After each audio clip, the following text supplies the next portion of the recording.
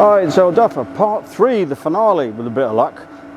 It's all back together, all bar the fuel tank. The fuel tank is done, but I've cleaned the carburetor out, all new gaskets, check timing. It does fire just before TDC, about 5-6 degrees, so that should be enough.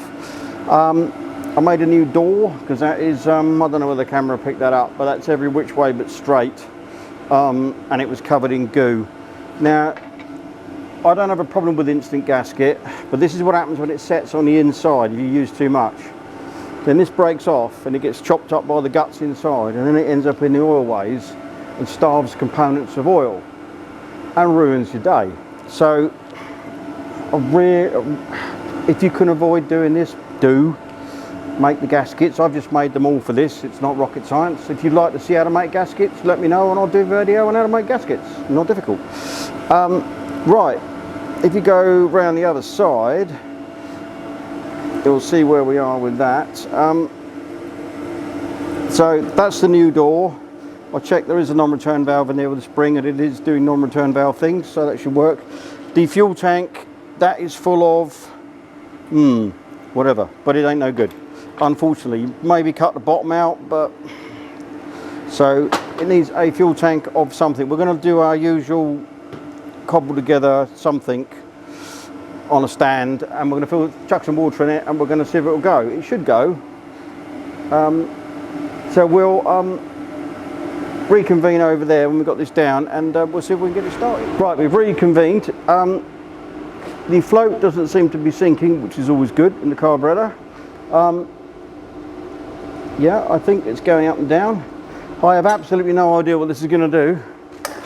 So let's just see if it'll start.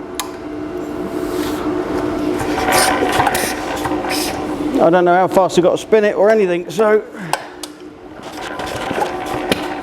oh well.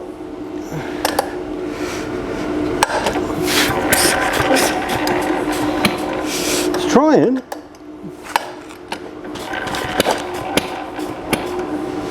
Nearly.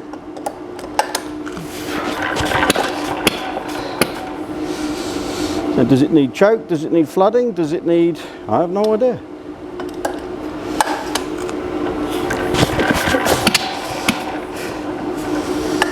Right, that's a... Oh, are we flooding? Yep.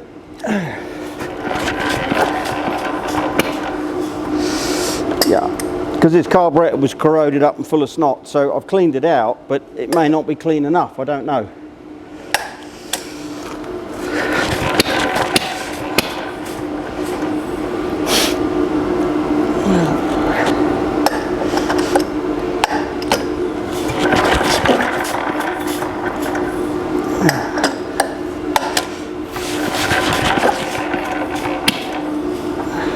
Definitely trying. I want to get some oil and put down the plug off.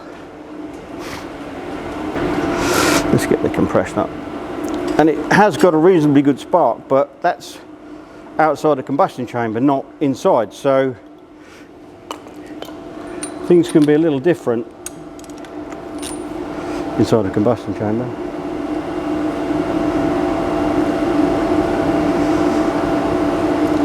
Once it gets going and gets Sim's rings bedded in, yeah, it's not pulling any fuel through, it'll be all right. So we'll give it a quick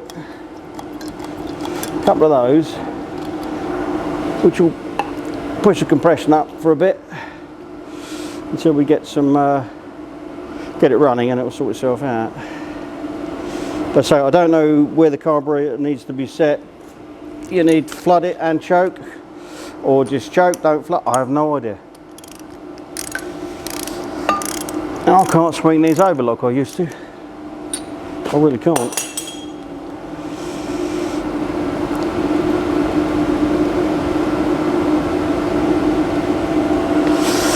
Right. There's certainly no fuel on the plug, so right.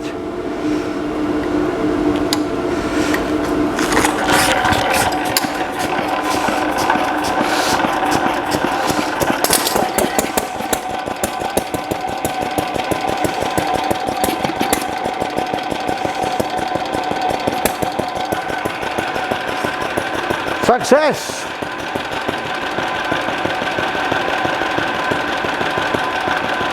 That runs really well considering it's been, I don't know, stuck under a hedge, left full of water. It just wants some bit of fettling like all these ones do.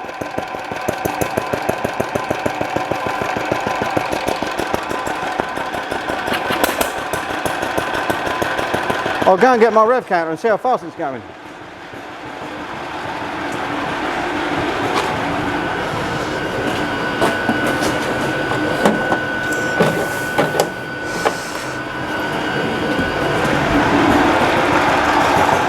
Right,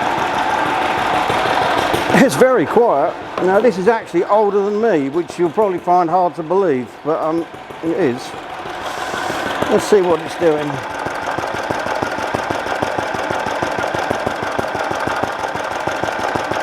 Oh, 750 revs. We'll leave it at that. So there you go.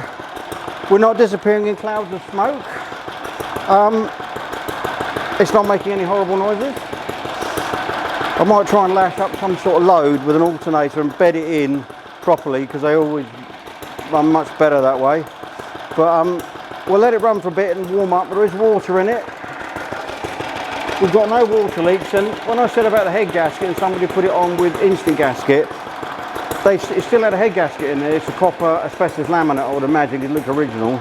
And where it had been frost damaged, they put a bit of instant gasket because they were obviously concerned of a difference between the head heights. But I've cleaned it all up and put it back with the head gasket, and it's not leaking. So we'll see where we go. But all it needs is a fuel tank and be running something, and you've got an exhibit. We will be selling this at cost.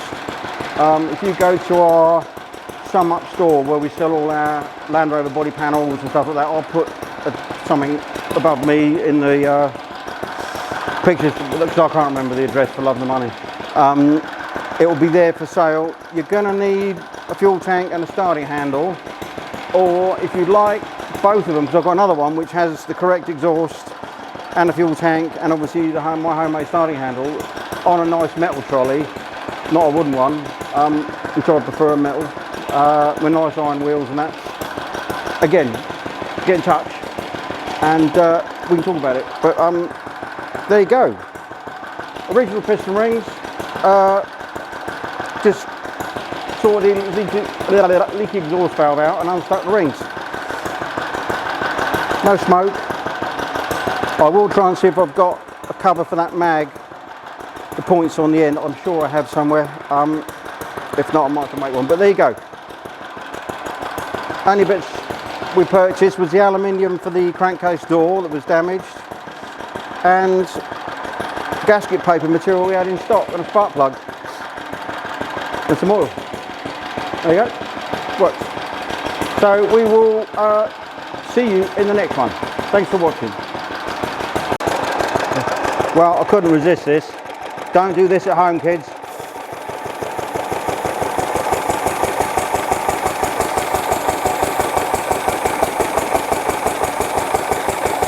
Here we are, it's under load and working.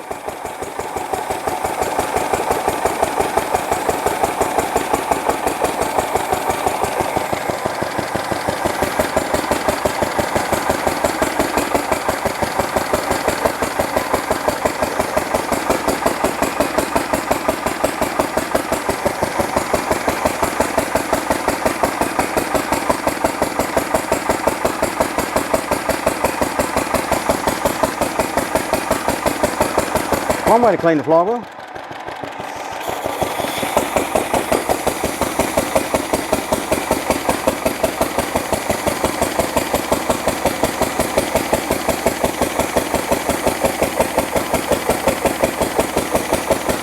That's the way to run them in, give them something to do.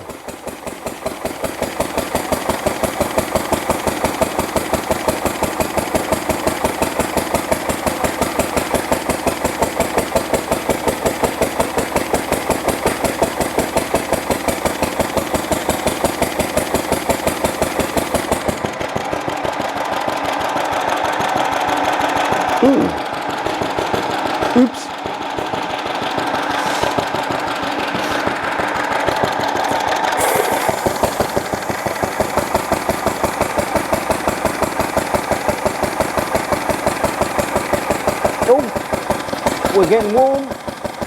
Time to put the tea bag in.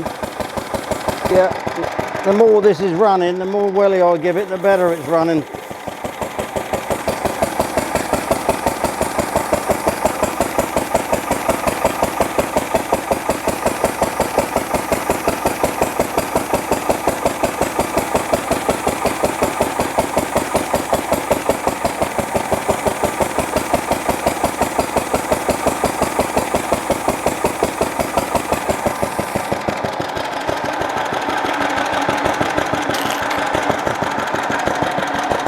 Ooh, yeah, warming up. I'm going now, definitely. See you in the next one. It's going to bounce off compression when it stops. Yay! There you go, short run, bit of load. Yep, we have compression. And it's time for tea.